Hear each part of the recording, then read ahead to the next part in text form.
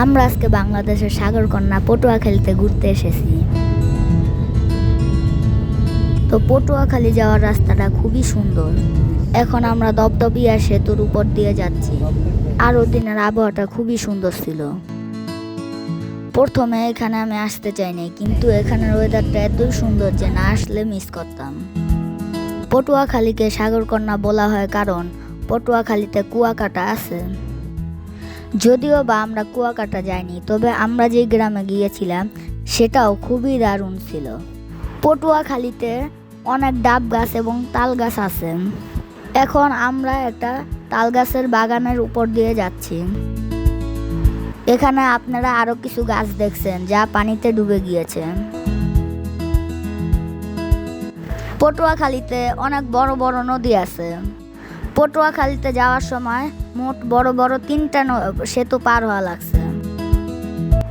আর আপনারা দেখছেন যে এই সেতুটা এতই বড় যে সেতু শেষ হওয়ার কোনো নামই নিচ্ছে না। আর ওদিন আমার পরিবারের সবাই পটুয়াখালী গিয়েছিলাম। পটুয়াখালীতে আমরা মূলত একটা বউভাত খেতে গিয়েছিলাম, তবে যে দেখলাম বউভাত না, ওটা ছিল জামাই ভাত।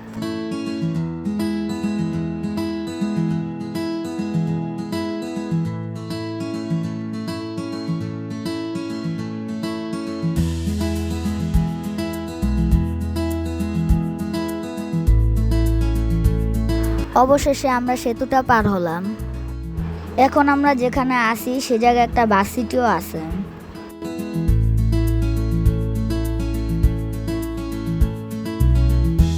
আর আগের সেতুটা শেষ হওয়ার পর কিছুক্ষণ পরেই এখন দেখছেন আরেকটা সেতু শুরু হয়ে গেল। এখন আমরা আমাদের গন্তব্যের প্রায় কাছাকাছি চলে এসেছি। জার্নি করতে সবারই খারাপ লাগে, কিন্তু গ্রামের জায়গাটাও এতই সুন্দর যে সবার মন ভালো হয়ে গেছে। ফাইনালি আমরা আমাদের গন্তব্যে পৌঁছে গেছি। এই রাস্তাগুলো খুবই চিকন ছিল, তাও আমরা গাড়ি নিয়ে ঢুকতে পেরেছি।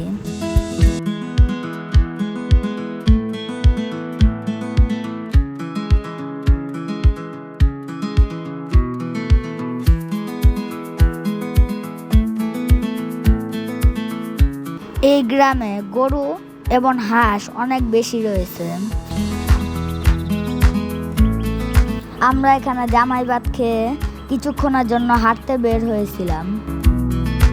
আমরা কিছুক্ষণের জন্য হাঁটতে বের হলেও অনেকক্ষণ হাঁটছি। আর হাঁটতে হাঁটতে সন্ধ্যা হয়ে গিয়েছে। আর যেসব জায়গায় আমি হাঁটছি ওগুলা নিয়ে নতুন একটা ভিডিও বানাবো।